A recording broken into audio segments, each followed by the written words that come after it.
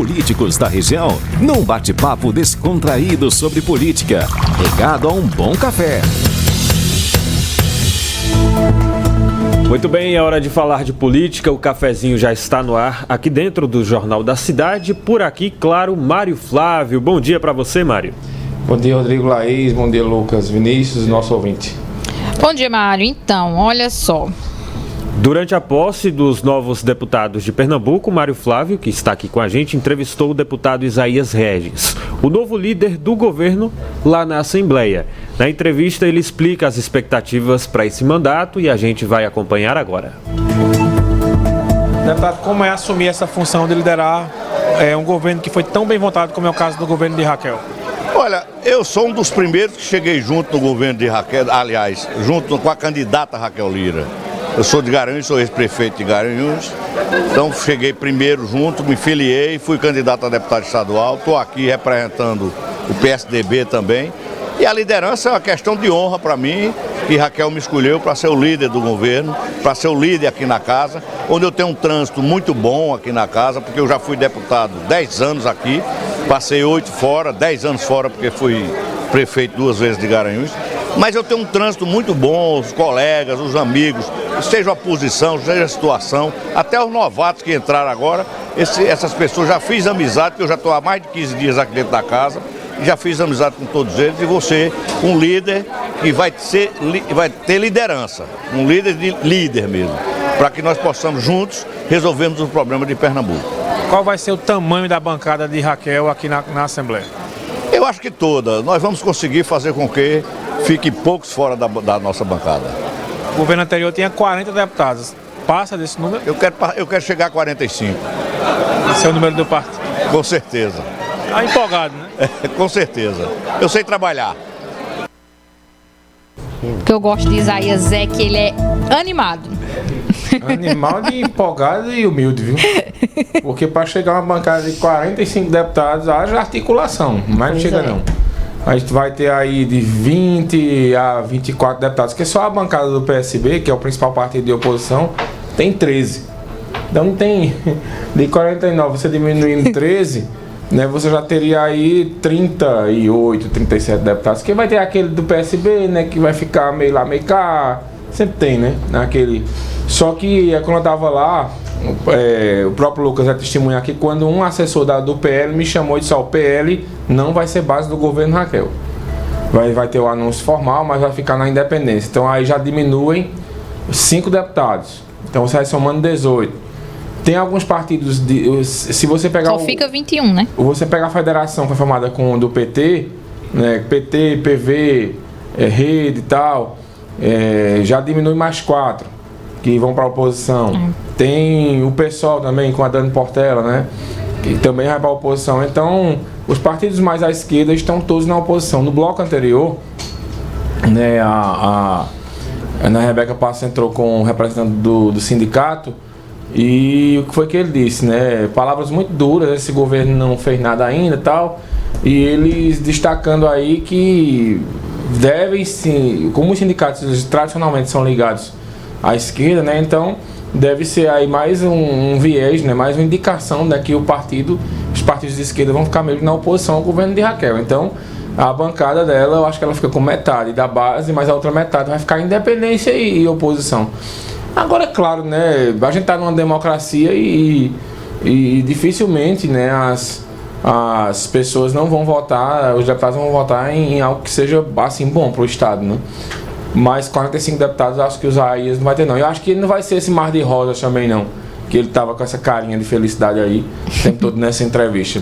Por exemplo, né, a gente vai trazer agora a fala do presidente do PSB, o Sileno Guedes, que ficou visivelmente irritado com o discurso de Raquel lá na posse dos deputados.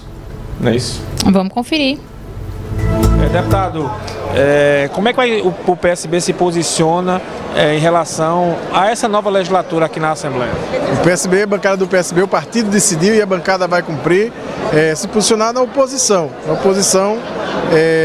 Ao governo do Estado, acompanhando as ações, acompanhando os compromissos que foram oferecidos à população durante a campanha eleitoral, e o nosso papel de fiscalizar, de propor, de contribuir no que for necessário para que a gente tenha sempre os melhores resultados para a população. Eu acho que o espaço que a bancada do PSB vai ocupar na Assembleia Legislativa, como a maior bancada presente na Assembleia, a bancada do PSB será um instrumento de participação popular, um instrumento de abertura com a sociedade, para que a gente possa promover sempre o diálogo e trazer sempre as melhores alternativas para a população. A governadora hoje já indicou a liderança do governo e a oposição já definiu quem vai ser o líder? Não, na verdade a oposição é composta de várias bancadas, de mais de uma bancada de deputados. A gente precisa fazer a reunião com essas bancadas para a gente definir. Certamente, no decorrer da próxima semana, a gente deve fazer essa indicação. Para a gente encerrar aqui, deputado, o governo apresentou críticas e o PSB respondeu com relação ao que foi deixado em caixa, né? Quem é que está falando a verdade nessa história? Quem fala a verdade são os números, o portal da transparência, são as informações que são disponíveis para a sociedade. Essa é quem fala a verdade. A informação que foi repassada foi passada de uma forma distorcida para que a população não entenda que não é fácil também entender a dinâmica contábil do governo do Estado. O fato é que Pernambuco nunca esteve, do ponto de vista fiscal, tão equilibrado. Todas as pessoas reconhecem o legado, né, deixado pelo governador Paulo Câmara e por mais a gente tem que tratar do que vai ser feito para frente. A governadora esteve aqui hoje, falou de tanta necessidade que o nosso Estado tem, de tanta coisa que precisa ser resolvida. Então a pauta deveria ser, e a gente vai lutar para que seja, a pauta do futuro. Pronto, ele falou Defendendo isso aí, o o Sileno né? Guedes, né, a pauta do futuro, porque ele disse, olha, Raquel chega aqui, faz tanta reclamação e vai ficar olhando para trás. Então vamos olhar para frente, é isso que ele quer, né? Agora vai essa guerra de nervos aí entre governo e oposição, ela vai ser durante toda a gestão. Né? O governo não vai ter trégua com a oposição e, por outro lado, né, a oposição vai ter que viver se explicando com relação ao governo. Toda vez, né, que acontecerem as críticas aí da gestão atual com relação à gestão anterior, vai ter uma resposta. O Sileno Guedes deixou claro. Eu não sei se ele vai ser o líder do governo, né, da oposição, aliás. Não sei se ele vai ser o líder da oposição, porque ele é presidente estadual do PSB. E como ele disse aí, tem várias frentes que são do partido. E talvez eles busquem uma liderança, Laís e Rodrigo, por exemplo, uma mulher, né, que seja Dani Portela, seria uma voz muito contundente, ela que tem muito conteúdo, é muito brigadora, digamos assim, né, do ponto de vista eleitoral, do ponto de vista político. Então, eu acho que eles vão escolher, até para contrapor, né, com relação a Raquel, uma mulher para ser liderança da oposição, que não é fácil, né? De qualquer forma, defender um legado de um governo que saiu tão desgastado como foi o governo do PSB, o governo Paulo Câmara, não será uma tarefa fácil, mas eu costumo dizer sempre, é muito mais fácil ser oposição do que ser governo. Porque oposição, o problema é o que não falta para você apontar o dedo. E você ser governo para defender não é uma tarefa muito das mais fáceis e não é todo mundo que sabe.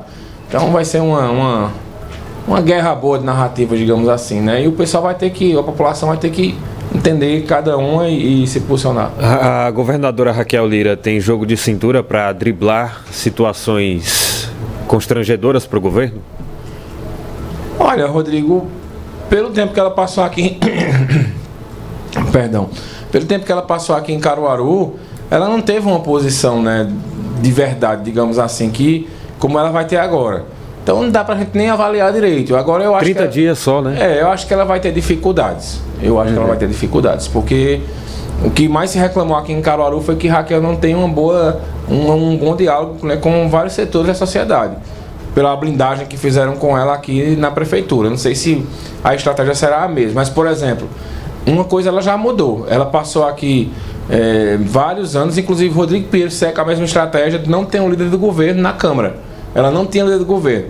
Na Assembleia não, ela já indicou Isaías Reis como líder do governo, já logo no primeiro dia de gestão da Assembleia, né? No primeiro dia da posse de deputados. Então, mostra que ela tem uma preocupação. Precisa de um líder do governo, porque aqui em Caruaru nem precisava, né? Porque Bruno Lambreta era na presidência da Câmara, praticamente ele faz duas funções, ele é o presidente da Câmara e é o líder do governo, porque ele pacifica as bancadas. Na Assembleia não, a situação é outra, ela já indica a liderança do governo. Ô Mário, agora mudando de assunto, depois do nome de Glória Maria, o nome mais falado ontem foi o do senador Marcos Duval. Deu o que foi que falar, aconteceu? Né? Aquilo é uma palhaçada. A política brasileira... Tá virando um circo, né? Ela virou todo respeito aos palhaços aí. mas ela virou uma palhaçada, assim, generalizada, né? Virou um picadeiro, digamos assim. Porque você vai para uma rede social, como foi o senador Marcos Duval, você anuncia que vai renunciar ao mandato, que Bolsonaro tentou coagir ele a dar um golpe, e tem toda a confusão, dá uma entrevista à revista Veja, né? Aí sai a matéria, quando sai a matéria ele faz tudo ao contrário, diz que não teve coação de Bolsonaro, diz que não vai recuar mais, recua e diz que não vai mais renunciar ao Senado. Olha, é um pandemônio, a política virou um pandemônio, assim, que você tem que filtrar muita informação para você não se confundir e você não entrar na onda, né? Porque do jeito que a política está hoje, Laís, eu mesmo, jornalista, se cobrisse Brasília, tudo eu pensaria e não se publicar, bicho, é isso mesmo que tu quer publicar. Tem prova, né? Tem provas, é isso mesmo, pode soltar, porque vai ter uma repercussão muito grande, porque já são várias situações como essa, né? A pessoa chega, anuncia uma coisa, depois ela recua. Então é lamentável, sabe, assim, esse nível de mediocridade que a política em Brasília ela chegou, a ponto de vista de um senador como esse. Um cara que faz isso era para ser aberto um processo no Conselho de Ética e ele ser cassado.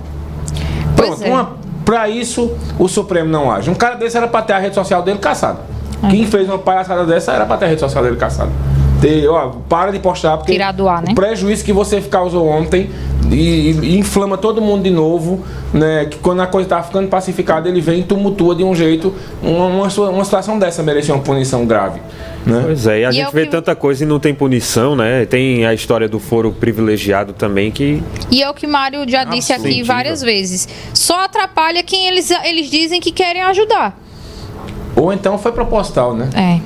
Porque de repente fez as rodas todinha para depois, olha, eu não disse nada disso não. E aí o barco já tinha passado, né? E quem achava que estava naufragando, de repente ressurge só, aí, tá vendo? Que não fui eu.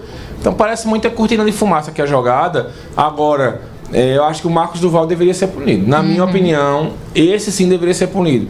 Porque às vezes um deputado fala uma besteira na rede social, aí vão lá e bloqueiam a rede social dele. Quando podia ter uma punição mais branda. Mas nesse caso, esse tumulto que ele causou aí, eu acho que merecia uma punição. E uma acusação muito séria para estar fazendo séria. Assim, jogando no vento. Tá fazendo, né? Depois recua. Foi o que eu disse ontem em todos os grupos que eu estou. O pessoal me pergunta muito coisa de política. Eu disse, olha, se ele tiver provas, Bolsonaro tá acabado. Porque é crime esse tipo de articulação. Agora, se ele chegou, falou lá, cadê as provas? E não tiver, ficar só a palavra de um contra o outro, aí não dá. E esse recuo dele, né, foi algo muito estranho. Pois é. Bom, Mário, você fala mais de política hoje no Manhã Cidade e depois o professor Marco Aurélio chega no Cidade Entrevista também, né?